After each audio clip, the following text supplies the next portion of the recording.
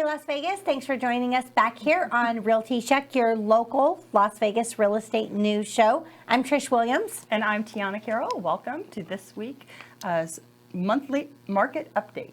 Yes, our market update from January's market numbers. We're going to be reporting, and so this is your 2023 February market update. Here you go. Before we get into that, we're going to talk about what's happening during the week. Okay. So right now, we have our weekly inventory of our weekly numbers of homes that are on the market. This week, we have 5,191 single-family residences on the market. That number's down. It's down. It absolutely is down. And when we start to get into what we're talking about, our January numbers, we'll sort of figure out what these numbers are going to mean and project for next month. But if you turn into the show often, we appreciate you. And you know that each week we talk about the numbers, and then once a month we do a whole market review of the last month, and that's what this is. And so that 5,191 is this week in Las Vegas, February, what is available in the market. Now we'll see how that transitions, because only 392 sold this week.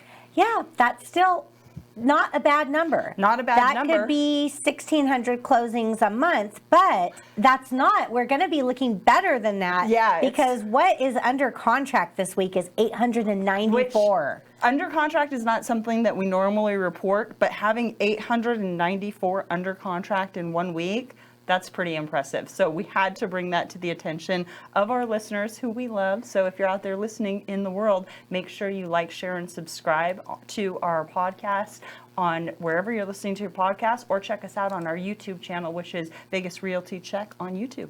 Yep, absolutely. And these under contract numbers, I've said this before, my favorite market ever is between 3,000 and 3,500 closings a month. That's my favorite market. That's the sweet spot. That's when real estate is just bliss. Yeah.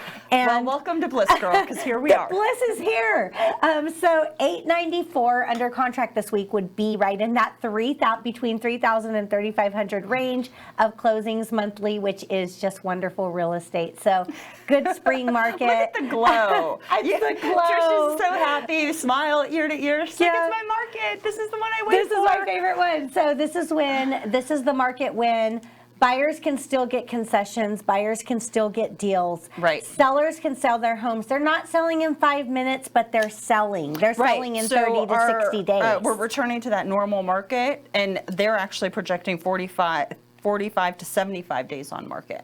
Yes. And I'm seeing and that's good. Yeah, good. Yeah. I'm seeing that. I'm seeing around the 30-day mark that the turnkey, clean, vacant properties are just moving. Yeah. And we talked a lot about those yesterday, so we'll get into that too. Yeah. Let's finish up our numbers though, because we had price reductions. Yes. This week, just under 698 price reductions were happening this week. Okay, and those are just the people adjusting for the market that we're in. Some people are a little off target there, but that's good. It's good. I'm really liking where it seems like we're going. It seems like we're coming out of this, and now the news is always a little bit behind. So if you're not seeing it on the news yet, don't wonder like if we're not. And if we're not reporting of the news this. being a little bit behind, I'm going to say the news is a little bit bored, because they're regurgitating the same stories over and over and over. They don't have any content, which I guess we're doing the same thing, right? Because we've sort of said the same numbers for a while. I mean, they slightly changed, but we're in the pretty even market. Matter of fact, what was it? November, December, and January all were pretty much leveled out in our price range. We're in that like 385, 390 medium home price range. Yeah. So we've definitely plateaued out, at least in the valley. Right, and to kind of toot our own horn here for a minute, these numbers just came out. They come out, after the last day of the month, so they just came out a few days ago, the January closing numbers. However, if you've been following the show, you've been hearing us over the last couple weeks talking about We're seeing an uptick in activity. These Yep. numbers are changing. We've been reporting this before the official numbers were released. The news isn't going to get a hold of this stuff till probably sometime this week, and then they're going to have to put together an article and everything about it. You are going to hear about this stuff for a few weeks, but if you're tuning into the show, we're talking about these numbers every week. We are reporting the changes ahead of time before you're going to hear about them in the media. So another good reason to like, subscribe, watch, share, tell your friends. We're definitely keeping a pulse on what's happening in real time. Yes, that is the benefit of this show, especially if you're in the Vegas market. We also talk about a little bit of what's going on nationally. And so when we were looking at the graphs, because we've got pages and pages and pages of graphs for you guys. You love numbers, here we are. This is the paper show where we got tons of papers. I know, usually we don't do notes and paper, but these we do. We've got pages of graphs next. We're going to be giving them to our producer, and he's going to put them up on the screen next month, so that'll be exciting. Yes. Look at our production raising. Anyway. Yes. So we do have all of these graphs that we want to talk about and get through our actual February numbers, which is technically January's numbers that we're reporting the beginning of February. Yeah, our February market update, but these are all the numbers from January. So just to kind of summarize everything, we have some good, bullet points, you would call them. Combination, if you combine both single family and condos through the MLS, 11 straight months, we had less closings than the same month a year earlier. Yep. This is what happened over the last year, including January. Closings are down 49% from last year. They are. Yes. Last year was crazy, though. Yes. I mean, it really was. Last year was really bizarre. And last year was the slowest July through December that we had in 4 years. Right. The beginning of 2022 was a fire sale. People were frantic. They were concerned they weren't going to get in the market. They were overpaying, what have you. Then in summer, Fed started pumping the brakes, and then all of a sudden it was like a ghost town for buyers and sales because everything felt like it dropped down in December. Then we started to see, and we always preach that February 15th is when spring starts in Vegas for real estate. We started to see that uptick a bit early. Now, what is one of the things that I think is quite interesting when it comes to, yes, from July to December, slowest that we've been in 4 years, right? Absolutely. So that's strange, but we did say along the way that we were going to have, because everybody's wanting the crash, right? And we did say that's really not going to happen. We don't have the inventory, we don't have people who don't have equity. People are just going to sit tight. There are some factors that are in the market now that I think we should talk about. And some of those factors are going to be vacant homes versus owner-occupied homes. Yep. On how they have sold, and they're more readily available. And they're selling they're selling quicker. So getting into that is what are primarily the vacant homes that are available? Many of them are investment properties. It seems to be right now that the investors have been like, listen, rent prices are dropping. Now we're going to be able to sell off this investment that we had, make some money off of it. And then they'll take that money, and because they don't only invest in Vegas most of the time, right? So they're going to take that money and move it to a different market. So we have these vacant homes. And we all know that vacant homes sell faster and easier because they're easier to show, accessibility, and somebody's carrying overhead. So there's more likely to be some negotiations and stuff in the price market. Yes, So- and you don't get a more motivated seller than a seller that's no longer living there that doesn't want to have the carrying cost of keeping it on the market. Right. Yeah. So we're seeing the vacant homes, a lot more vacant home sales, and that is because of mostly, not all of them, but mostly because investors are now selling off those properties, taking their profits and moving on to greener pastures, which those greener pastures will not be places like Austin, Phoenix, Seattle, because there's just new home buildings in those areas just sitting. Master plan communities, already stocked homes that fire sale from builders. There's been just kind of going to, I guess, a whole other topic right here real quick. A lot of stuff buzzing around social media about like a mass exodus from New York now, people trying to get out of there. And I'm wondering if that's going to bring us a lot of New Yorkers. All right. Good. Okay. I love New Yorkers. I love New York. All of it. Come it's a down lot here. hotter here than there, though, so I don't know how they'd handle that. Yeah. Back to the we don't shovel our weather. It's beautiful in Vegas right now. Yeah, it is good. I mean, here we are in February and it's sunny. It was almost 70 degrees this week. Yeah. Holla. Yep. Other people are still layering. So We are not. we are not. We are not. December, total of 1,995 closings in December. It was the slowest single closing month in 13 years.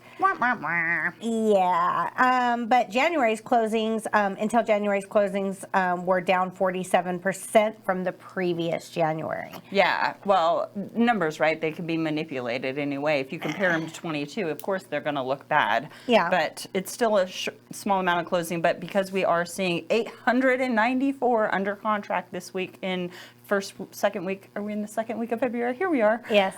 So that's a big number. That's going to be a lot more closings, but we're not seeing inventory come on the market. So Yes. that always puts us in the risk of now, are we going to have a shortage of inventory again? Because that was one of the factors in spring that everything was crazy. There was like 2,000 homes. Yeah. And I had a client that recently went into contract over the last 2 or 3 weeks, and she was, she had told me, she was like, I heard inventory numbers are down. She's like, I got in at the right time, right? And I was like, yeah. When inventory starts dropping, prices will start, the sellers will be more firm on their prices. They're going to start digging their heels in the ground when it comes to concessions, when it comes to offers under list. If inventory is down, that means there's a healthy amount of buyers out there shopping and purchasing, and the sellers know that as well. So those things, it was a small window. We've been talking about that, and right now our market looks like it's returning more to a 45 to 75 day market. Right. I'm thinking more 30 to 60 day from this month. I mean, that's what January was looking like. I think this month actually activities increased a lot more, and we're going to start seeing 30 to 60 day again. Yeah, I think that's going to come back, and it is going to be an inventory thing. At one point, in the lowest point in our inventory for 2022, we were down to about, 1,200 homes on the market one week, and then the highest, I think we were at just over 8,000. Yeah. And now we're playing this week at 5,191. It's a healthy number. It's a good number. It's a healthy number. It's still technically, right, it's a seller's market. We're so close to, wanting to call it a buyer market because of concessions, but here we are. Yeah. So January, single-family residences were down from 8,000, closed out at 5,282. Our numbers are a little different on the different portals that we go, because some of them are single-family and some of them are condos and town units and townhouses. Yeah. So the official number was 5,450 single-family residences on the market. Yeah, and that was about 1,325 or available was. So that includes, that doesn't include the townhomes. Doesn't include the townhouse. That's just single family. Yep. And that's 4.1 months of inventory. That was inventory on the market. Right. Sold units. They were down 1,225 sold units. So, of course, that number had dropped in January from the previous January. We knew that. We knew that was happening. Well, everything's going to That's no drop from the surprise. first part of last year to the first part of this year. Yep. Two different markets completely. 63.4% of the homes that did sell in January were vacant. Yes, and that goes to A, accessibility, and B, the investors are selling off those properties. Yes, absolutely. And this is a wise tip to sellers as well.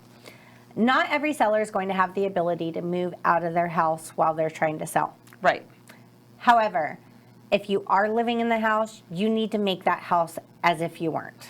Right. So Trish's favorite thing when she's talking to her sellers is she always likes to tell them that this is a beauty contest. A beauty contest, yes. And right now we are seeing that so much because the homes that are owner occupied that are selling are making themselves available for showing, so the most amount of eyes can be on it, and they are the most turnkey, clean, easiest to show and sell, and people visualize themselves in those spaces. Yes, buyers are picky right now. They're very picky. So the smallest thing, and I there's times when I'm walking through a house with a seller and I'm like, I'm sorry, I don't mean to be fussy. You probably think I'm OCD right now, but this does matter.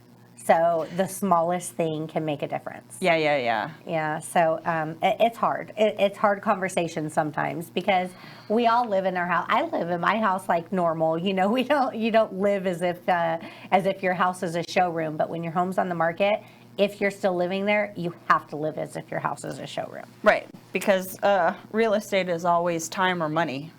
How much time do you want to be on the market, and how much money do you want to make? Yep, and the proof is in the numbers. That 63.4% of the sold listings being vacant, that's the proof in the numbers showing that that is the case. Right. Under contract, 2,228.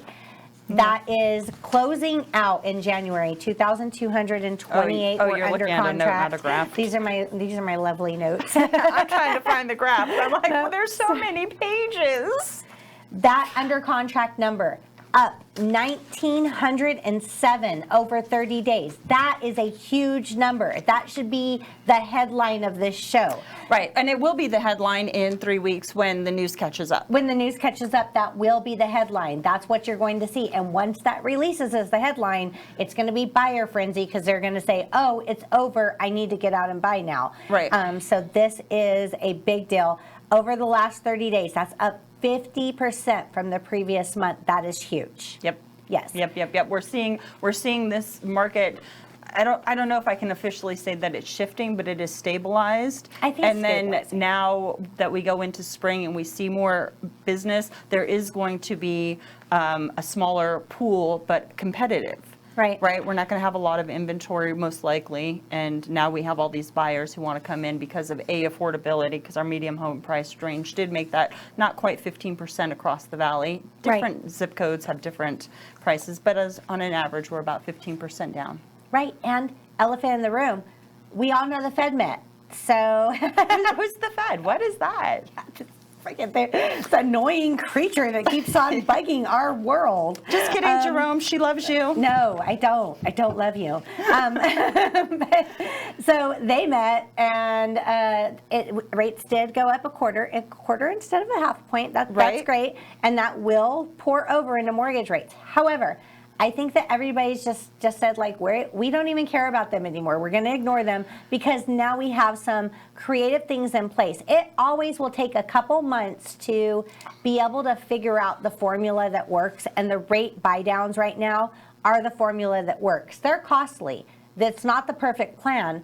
However, with that plan in place, we are still being able to make the affordability work. Right. There's not a rate right now. I was speaking to a lender the other day. There is no such thing. Well, I guess there is a such thing, but it's very expensive. Where the rates are and what most people are getting on the rates, there's a big gap there because almost every rate we're seeing right now that we're getting into contract is with a buy down in place. Of course, these buy downs are costly. However, and you can only do so much. It's not like you can buy your rate all the way down to 1%. There's limits, right? Yeah, right.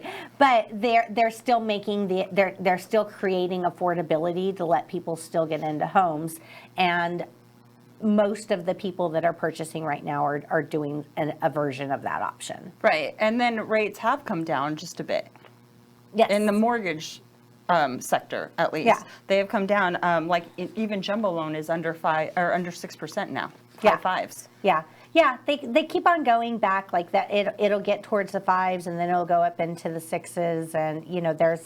Yeah, but if we're being honest, that 5 and 6% interest rate, that's healthy. If you're down in 3%, that's really what they call it yesterday, anemic. Anemic, yes. Anemic market. And this is a good thing that I do want to spend some time digging into is the historical. Chris was talking yesterday about the historical history of where rates have been and Right. showing that this is really the rate that we're at right now is really a kind of a standard average rate of what we've had over history of what people would usually call a great rate. Right, and that all goes back to the real estate's a long-term hold, a long-term game. It's not a year, 2 or 3 years. It's something over time. And then we were going to talk a little bit about it today, but we didn't get the opportunity. But this is a good time for people to do some assumable mortgages if they're capable of it. Oh, yeah. Because you'll still be able to purchase homes that have loans on their property that are in that 3 and 4%. Right. And when the market shifts, we all learn a lot with it. And one thing that I learned, because this was something that we never paid attention to before, because it never mattered before, like who cared? The rates were lower, rates were great. However, many, even FHA loans, I think it was kind of common knowledge that VAs are assumable. Right. I've always known that. And Well, any government-backed loan, right? right. Well, I didn't know that many FHA loans that were out there are assumable. I had no idea until over the last couple months when we're trying to find ways to make things affordable. And it's like, wow, who knew this was an option? I never knew that before. Oh. Found out that it was. Did you know that? I did. I knew that like anything that was government-backed could be a assumable loan. I had no idea. Okay. I had no idea. So that is good. Thank you. Well, I wish you didn't know. I would have told you, and then we would have been on the same page. Yeah, the first I had a client tell me that, and he's like, "Oh, my loan's assumable if anybody wants to, if they put down a big enough down payment to cover the gap from." Right. That's what you're covering. What's owed on the loan and the list price. Absolutely. That's the down payment, if you will. Right, but some people definitely have the ability to do that if they're selling and purchasing or whatnot. But he says that, and I was like, no, you have an FHA loan. That's not a thing. And I was like, I need to see paperwork. Give me the mortgage companies. Let me look this up. Yeah, give me their information. So I called them. I talked to them. I got real versed on it and was like, wow, that's amazing. I had no idea. But I never needed to know that before. Well, that's it. The thing about real estate is there's so many ins and outs. Each deal is its own entity, its own life force, and each buyer, each seller, and it's just bringing people together and making those contracts work in whatever way you can to benefit, because we're always looking for the win-win. Yeah. We want to service our clients to the best Yeah. of our ability. Yeah, one of our superpowers is finding solutions to whatever the problem is in front of us. Right, and so we've sort of worked through that problem, and there might be other problems come spring if we don't have a lot of inventory and we go into another frenzy. Yes, absolutely. I feel like we're going to have a busy Supply spring. and demand, baby, supply and demand. I have heard some people, just other realtors. I'm in the center of my office, so I get to hear conversations. She posted her office right in the center, so nothing gets by her. Nothing gets by me. She's in the melting pot. I get to eavesdrop on what everyone's talking about, but Yeah. but I did overhear some people. They're like, "Hey, this feels like 2020 when everything slowed down." And we all thought that the market was crashing or going into recession or whatnot. And everybody was certain. I was certain. I would have bet on it. But everybody thought that was going to happen. And then all of a sudden they're like, why are buyers buying right now? What's all this activity for? That kind of feels like what's happening because the news keeps on saying recession. And I have clients, they're like, hey, news is saying recession, news is saying recession. And I'm like, yeah, I get it. And I am mindful of that because maybe they, of course, they study economics or whatever, all the people there saying it. But I'm mindful of that. But the numbers do not say recession or anything close because the numbers are improving drastically. Yeah. Okay, so recession is 2 negative quarters. We've already done that, right? Yeah. Nobody's calling it recession. Nobody's saying we're in it. It's happening, whatever. We've already seen our decline. Do I think it's going to be the same as the last recession we were in? No. Circumstances are different. Yeah, the banks aren't needing to be bailed out right now. So I don't know how it's going to affect and transition entirely over this next year. I know what's happening in the market now. I know what the numbers are doing. I know what the indicators are. And as a valley, we seem healthier than most places. Yeah. And that's really what I'm leaning on is that, listen, we're not seeing the devastation that some parts of the country are seeing when it comes to their housing market. We're not seeing the same issues with new builds. We're not seeing the same issues with investors because cash money is coming back into the market. Yeah, cash buyers, cash sales are up 25% again. So Right. those numbers dropped a lot. Now they're coming back up, 25%, I'm sorry, not up 25%, 25% of the sales in January were cash transactions. Right. And so what happens in real estate is first thing to go when the market is shifting is the investors. They pull their cash. They're no longer coming in at market value, whatever. But now investors are coming back into the market. We're seeing that uptick of cash, which is a definite indicator of the health of our valley. Absolutely. Do you remember in like June, July last year when all the investors were pulling out of contracts that they had and we had all these back on the market properties? Yeah, It was and awful. so that goes right here, July through December. Yep. There was no cash money happening. There was no real, I mean, there was some. There There's was always some, yeah, right? but they were backing But they were out. backing out, and investors were like, oh, it's not a feeding frenzy. Now I want the good deal. And then they were just coming in and taking the ones that they could snake and make the most amount of profit, which is great. That's their business. You make your money, I'll make mine. We're good. But now that we're seeing cash come back into the valley, and now a quarter of our sales are those cash, that's another indicator of a good, healthy movement forward. Are there going to be less sales? Are there going to be less inventory? Yeah. Are we aware of it? Can we help our clients navigate? Yeah, it's what we do. But what's great is 17.1% of the sales that were in January were FHA buyers. Those first-time home buyers, not all of them are first-time home buyers. That's not a thing, but a lot of FHA buyers are first-time home buyers. And 17.1%, I think we at one point were down to like 7 or 9%. Right, that number's come up again. Yeah. And why are they buying? Because they can. They can get the loan, they can get the house. We're good. Let's get those FHA affordable loans in there. Yep, and during the feeding frenzy, FHA buyers couldn't even get their offers accepted. No, because they didn't have cash over appraised value. They couldn't waive contingencies because of their loan type. It was just something that they were the ones getting beat up. Yep. And our veterans, 9.6% of the sales in January were VA. And you know what? With concessions, VA buyers, like if you were to get full seller concessions, which is a thing. It is who knows how long? Yeah, who knows how long that thing's going to be here. But in January, it certainly was a thing.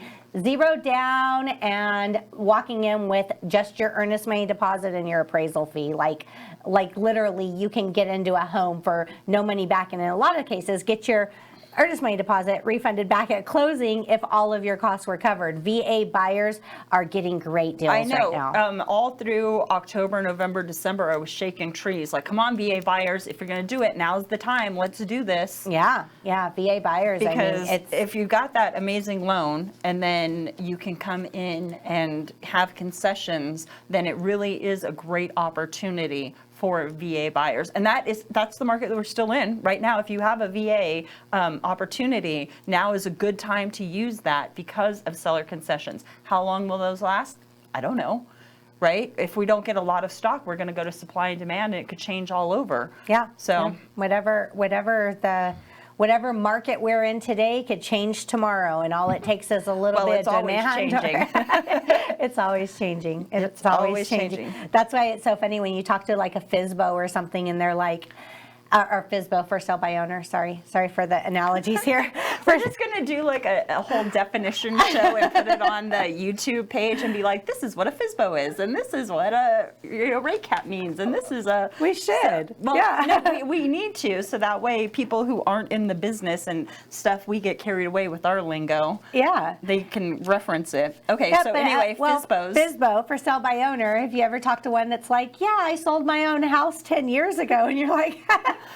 The market 10 years ago versus the market last month is different than the market today. That doesn't mean you know what's going on in the market. It changes so much. It changes often, and if you're not in it and you're only doing one transaction every 5 years, I would not say that you are a savvy seller.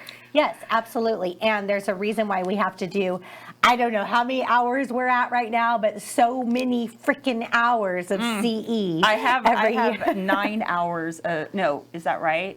I have 18 hours of CE I'm doing this weekend. Yeah. I've been cramming my classes, but between every renewal, what is it, 48, 46, 36. something? No, they raised it. Yeah, it used to be 24. And Was then it? they added risk management. Oh, okay, I thought it was like 48 now. You go ahead and do 40. You might be done with your CE, girl. Put your certificates together. It just feels like a lot. I just feel like And we it spend should so be a much lot. time in classes. It should be a lot but, because yeah. there's so many things that go into real estate for so many different deals. Again, going back to each one's different. You could be doing a 1031 exchange. We could have a foreclosure or a short sale or doing an assumable loan. Each deal is going to be different, and it's our job as the realtor to be on top of it. Right, and servicing our clients to the best of our ability. And the fact that they govern us and require us to do these continuing education classes, hone our skills, and learn new things, I think is great. Make it 48 hours. No, don't. Come on, I love to learn. Let's do more. 65 hours it is. Sold. Jeez, no. Okay, learning's great, but still. You're like, I have a business to run. I can't be in class all the time. Yeah. So in summary, Oh, are we summarizing? we're summarizing. We're done here. We have all these extra graphs. yeah. Market trends. But we condos, talked about all of them. townhomes. I know. We talked about all of them. We I did. think the only number that we didn't talk about, we always focus so much on single family. Right. We didn't really talk about units sold, condos and townhouses. 398 units sold, and 637 new listings. 1233 available at the closing of January. So the numbers are pretty consistent. Condos and townhouses, I said it before, but we don't really get too much into that because it's kind of a different animal. Regular condos, when we're talking regular condos and townhouses, like the ones that like traditional buyers will buy, as first-time home buyers and everything there, that's one thing. But that also includes high rises, which is a completely different type of market. Yeah, that's but a whole animal. They call that a condo as well. So Because it is.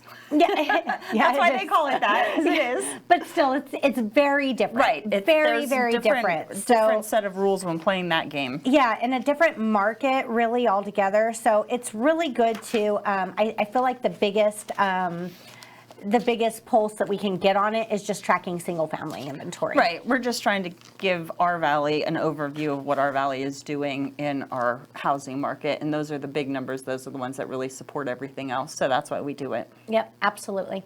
So in summary, January was looking good. Things are improving. Spring's going to be great. So keep on watching and tuning in. Make sure you like, share, and subscribe so that way you are always on top of what is happening in our valley with us. You don't want to be 3-4 weeks behind with the news. Yes, if you're looking to buy, sell, invest, do anything in real estate, you want to know what's happening in today's market. And we've seen sometimes, if you're watching, go back in the show and you could see over just a couple weeks, things can change. But we do know what's going on in today's market. Both Tiana and I are on top of this. Trish, how do they get a hold of you if you wanted to talk? If they want to talk to you about what's going on in the market? 702-308-2878. That's my cell phone. Best way to reach me. Call me or text me. That's the best way to get a hold of me, too, is my cell phone, 702-379-9948. You can reach out. Even if you just have a question and want to start getting your toe wet in the real estate market in Las Vegas, we can definitely assist in that, either one of us, so call us. And you know what? Fact check us. Look back at last year's episodes because we were talking about a lot of things that did happen the way that we said that we were thinking that they were going to happen. I feel like we are really... don't jinx us. Let's knock on some wood here. No, so far, what was it? The baseball term, we're batting 1,000? Yeah. Well, knock on wood. Yes, absolutely. But still, it's the numbers. The numbers don't lie. We're reporting the numbers and we're telling you what we see happening with the numbers. That can change. A curveball can always get thrown into things. However, we have been a very reliable source of information. And if you go back and look at the last shows that we've had over the last year. You are all about tooting our horns this year. Yeah, today I'm all about us Pat today. us on the back. Yeah, Yay, it's us. So definitely go back, check it out, tune in here because this is where you're going to get up-to-date news on what's happening in Vegas. Yeah, and we appreciate you guys. And when you guys send us listener questions or people just reach out, call, text those conversations, we really appreciate appreciate the support and the information and the way we are able to help you. So thanks, Vegas. Have a great week. Thank See you. you next week. Have Bye. a good one.